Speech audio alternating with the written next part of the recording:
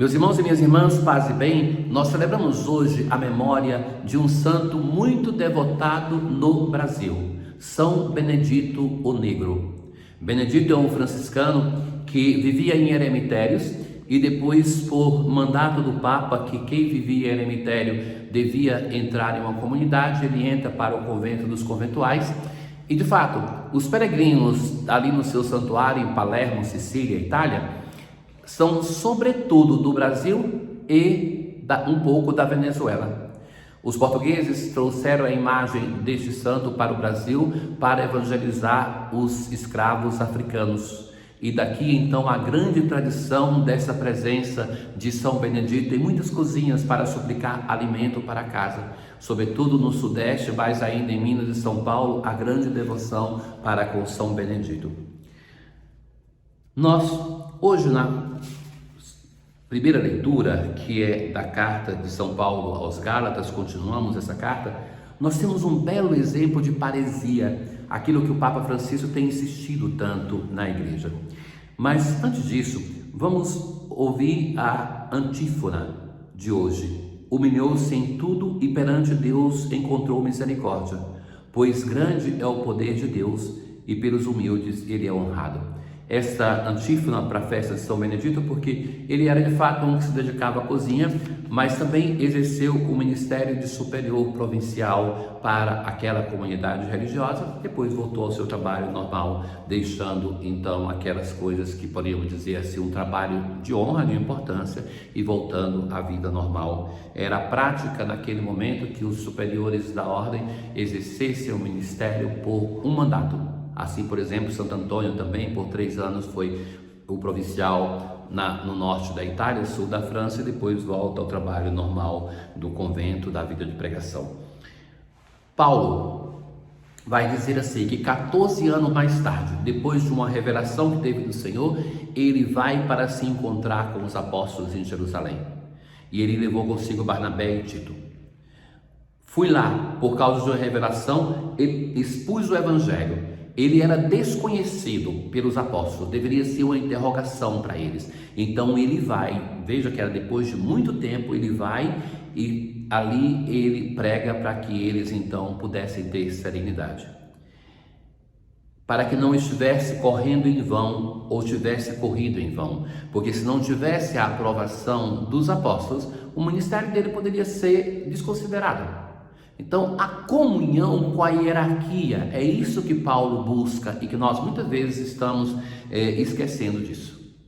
Então, é uma coisa horrenda aquilo que algumas pessoas que se consideram de igreja, leigos e leigas de fé, estão fazendo com as autoridades da igreja, que é aquilo de, pelas redes sociais, nós muitas vezes estamos tendo mais inimigo dentro do que fora. Então, assim que Paulo considera, e olha que nós estamos falando de um dos apóstolos também, o Paulo se apresenta assim, e ele vai para ter comunhão com Cefas, com Pedro, porque entende que assim tem que ser feito. E assim, eles viram aquilo que estava se fazendo entre os pagãos. Pedro foi chamado para o apostolado entre os judeus, e aquele que preparou Pedro para esse apostolado entre os judeus, Paulo vai dizer assim, preparou-me também a mim para o apostolado entre os pagãos. Reconhecendo a graça que me foi dada, Tiago, Cefas e João, considerados as colunas da igreja, deram-nos a mão em sinal de comunhão recíproca. Nós iríamos para evangelizar os pagãos e eles para os judeus. E recomendou uma coisa, que nos lembrássemos dos pobres. Veja que interessante isso, essa dimensão do cuidado, do zelo para com os pobres. De fato, esta igreja, depois vou fazer uma coleta para ajudar a igreja mãe, os pobres da igreja mãe de Jerusalém. Mas quando Cefas chegou em Antioquia, opus-me a ele abertamente. Esse momento é interessante, porque essa contraposição de Paulo a Pedro, que é o chefe da igreja, mas com muita transparência, Paulo vai dizer, e na carta transparece isso, da hipocrisia de Pedro, porque Pedro estava compartilhando a mesa, comendo com os pagãos normalmente, mas quando chega aqueles que são circuncidados, ou seja, os membros do judaísmo, todos convertidos ao cristianismo, Pedro começa a esquivar-se, a afastar-se. Então, isso vai encorajar a discipulação entre os outros também. Paulo vai dizer assim: disse a Cefas diante de todos: se tu que és judeu, vive como pagão e não como judeu, como podes obrigar os pagãos a viverem como judeus?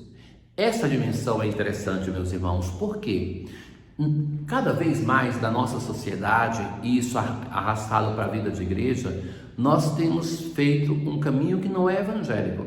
É aquilo de um irmão comete um erro, não se fala para ele na vida comunitária, na paróquia, na tua comunidade eclesial, se fala para todos os outros. Inclusive pegando, por exemplo, de procurar a autoridade da paróquia, que seja o catequista, o sacerdote, para falar daquele irmão, e isso burla o que Jesus fala para a correção fraterna. Vai e fala com o teu irmão, porque todos nós já temos tanta coisa para fazer, se ainda temos que cuidar de estar sendo mediador, de receber de uma parte e falar para outra. Então, se não tem coragem de falar para o irmão, não fala para ninguém. Então, que isso é interessante, porque Cefas, Pedro, é a autoridade da igreja. No entanto, Paulo, com sinceridade, vai e fala para ele. O salmo de hoje é o salmo mais breve do saltério. Cantai louvores ao Senhor, povos todos festejai. Por quê? Porque o seu amor é grande para conosco, é comprovado.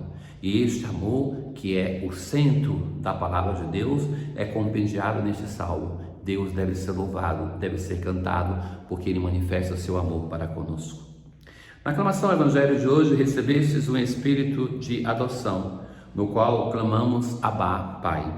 Porque o Evangelho de hoje é a oração do Pai Nosso. Nós encontramos essa oração mais completa em Mateus e aqui mais abreviada na narração lucana. Um dia Jesus está rezando. Lucas gosta de colocar Jesus em oração.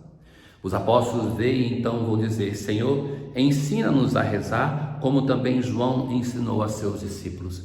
Era uma prática comum em Israel que os mestres ensinassem os seus discípulos a rezar, para que assim também eles tivessem um ponto em comum na dimensão espiritual. Os cristãos estão pedindo a Jesus: ensina-nos a rezar. E agora então Jesus vai dizer: quando rezardes, dizei: Pai, santificado seja o teu nome. Esse Pai que Jesus usa é uma expressão de intimidade infantil de uma criança que se confia totalmente ao seu Pai. Os apóstolos não conheciam essa forma de rezar.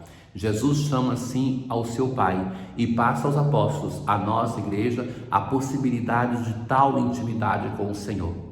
Mas quem é que pode santificar o nome de Deus? Então aqui tem um famoso passivo teológico. É uma missão tão grande que só Deus pode realizar. E como é que Deus santifica o seu nome? Sendo misericordioso. Quando Deus manifesta o seu amor para com a sua humanidade, quando Deus se compadece com entranhas de misericórdia, quando Deus faz acontecer entre nós a sua justiça, Ele está santificando o seu nome. Dá-nos o pão de cada dia, perdoa-nos os nossos pecados. E nisso nós rezamos uma condição: como nós perdoamos, e não nos deixeis cair em tentação. Em relação à tentação, meus caros, veja que o pedido é muito claro. Não pede para que nós não sejamos tentados, mas que não caiamos na tentação. E que é importante isso porque sem a tentação nós não crescemos na vida espiritual. Nós temos que lutar, temos que combater aquele tema tão caro à palavra de Deus, a luta espiritual. Precisamos combater o bom combate da fé para assim nós irmos crescendo. Aqui nós temos o essencial da oração cristã. O pedido que nós fazemos e que tantas vezes nós pedimos tantas outras coisas e esquecemos de pedir aquilo que Jesus nos ensina como os temas essenciais da oração do Senhor.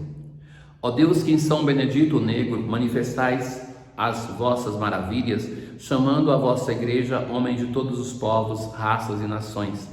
Concedei por sua intercessão que todos, feitos vossos filhos e filhas pelo batismo, convivam como verdadeiros irmãos. São Benedito tem os pais da Etiópia que migraram para a Sicília, que hoje é a Itália, e que ali então faz o caminho de vida cristã e de vida franciscana. Tenham todos um bom dia.